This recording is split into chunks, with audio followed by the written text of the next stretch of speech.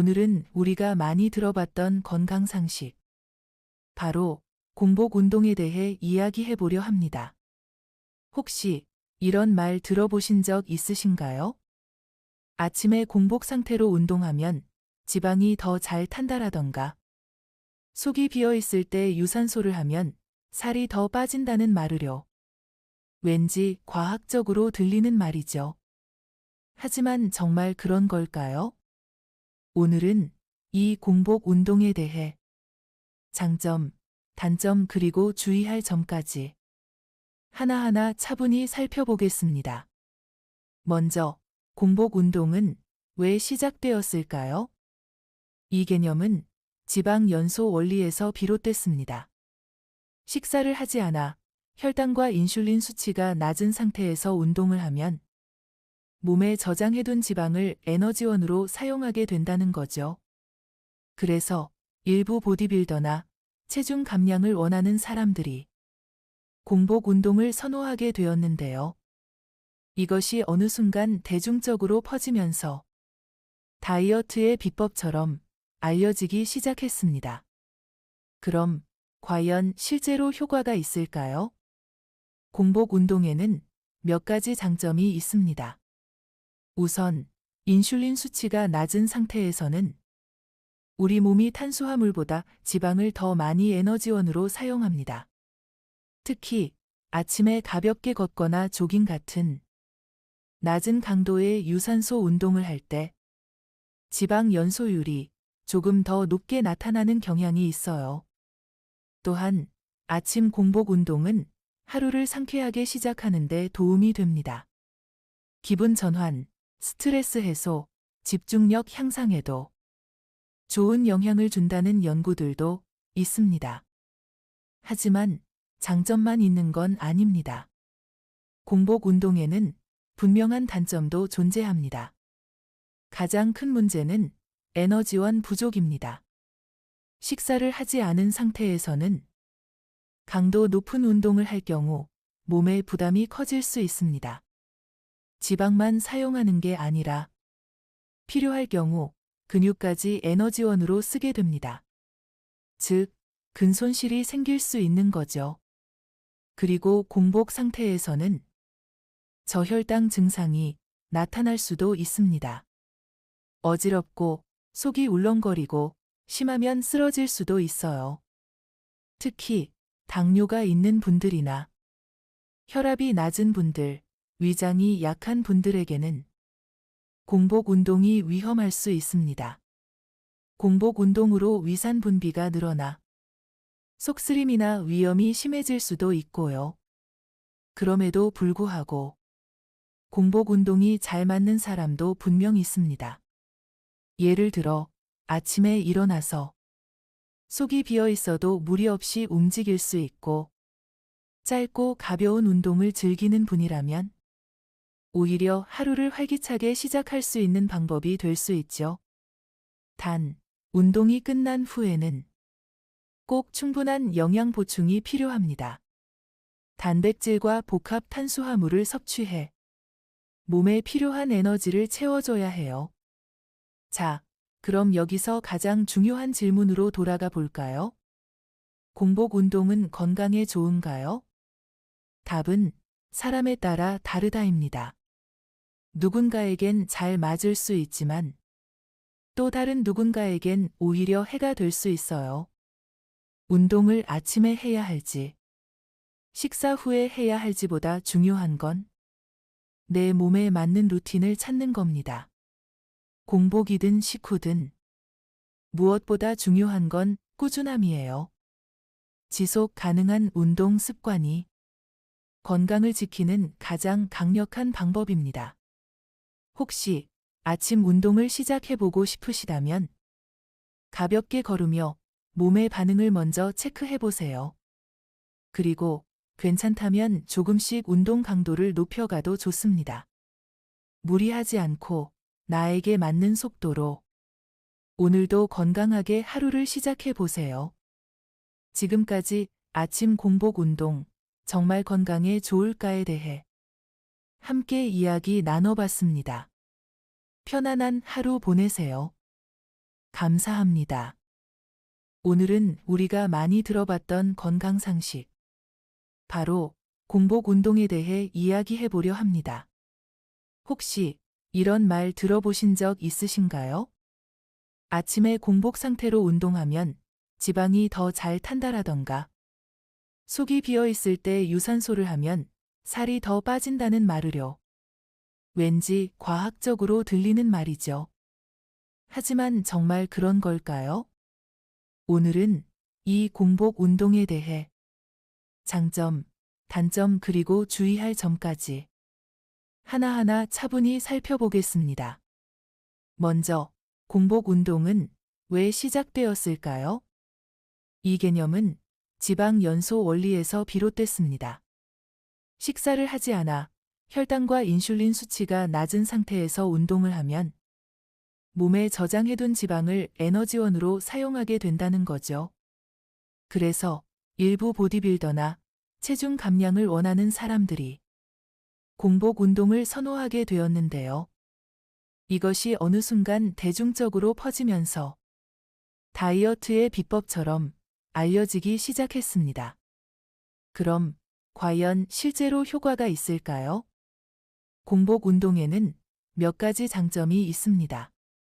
우선, 인슐린 수치가 낮은 상태에서는 우리 몸이 탄수화물보다 지방을 더 많이 에너지원으로 사용합니다.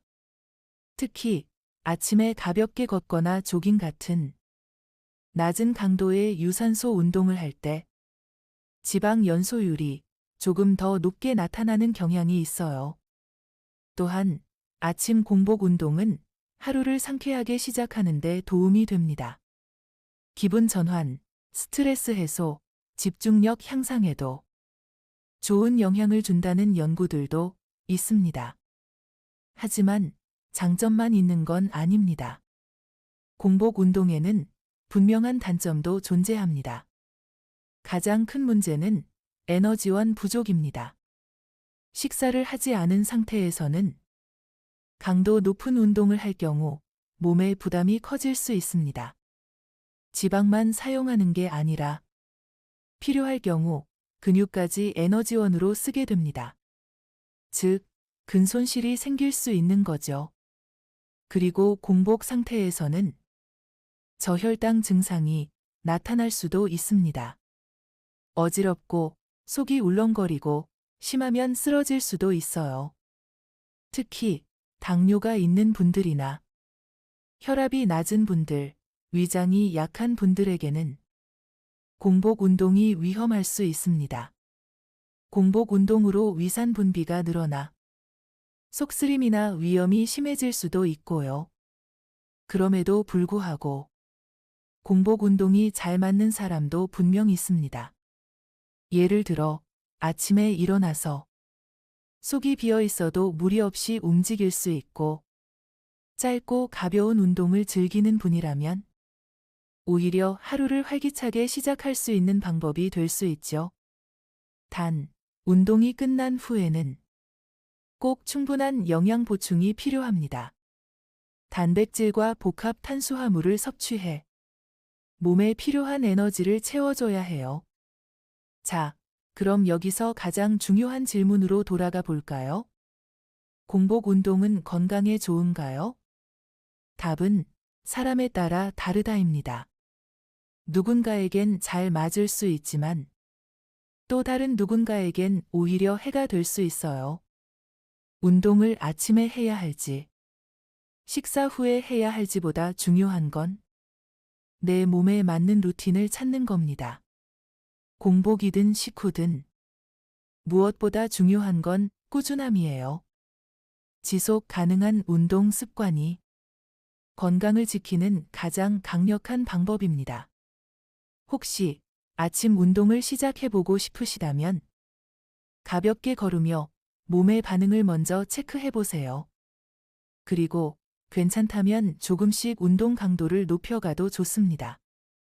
무리하지 않고 나에게 맞는 속도로 오늘도 건강하게 하루를 시작해보세요. 지금까지 아침 공복 운동 정말 건강에 좋을까에 대해 함께 이야기 나눠봤습니다. 편안한 하루 보내세요. 감사합니다. 오늘은 우리가 많이 들어봤던 건강 상식, 바로 공복 운동에 대해 이야기해 보려 합니다. 혹시 이런 말 들어보신 적 있으신가요? 아침에 공복 상태로 운동하면 지방이 더 잘 탄다라던가, 속이 비어 있을 때 유산소를 하면 살이 더 빠진다는 말을요.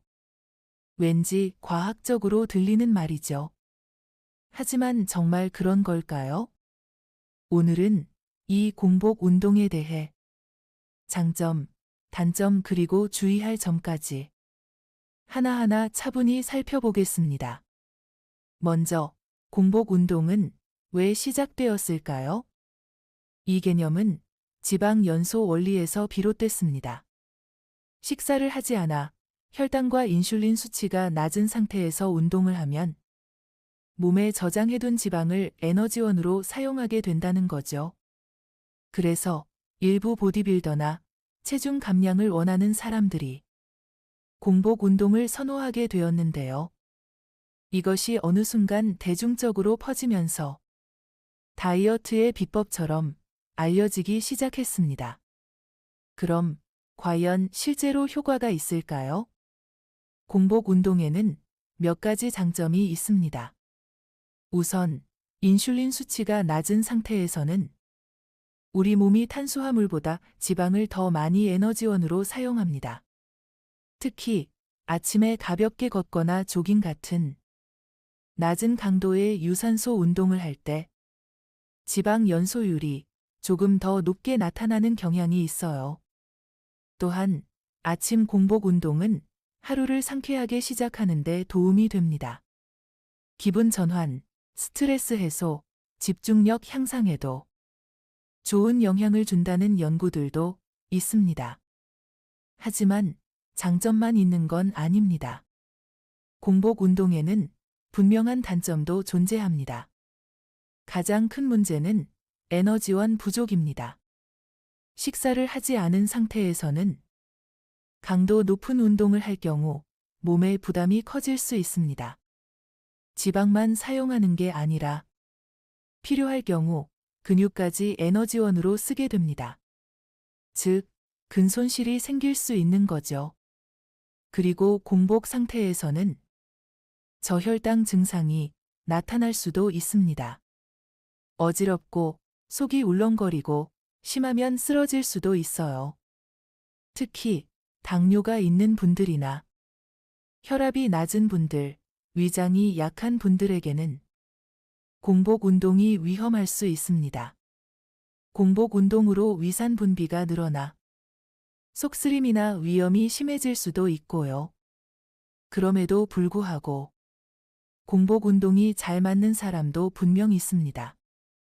예를 들어 아침에 일어나서 속이 비어 있어도 무리 없이 움직일 수 있고 짧고 가벼운 운동을 즐기는 분이라면 오히려 하루를 활기차게 시작할 수 있는 방법이 될 수 있죠.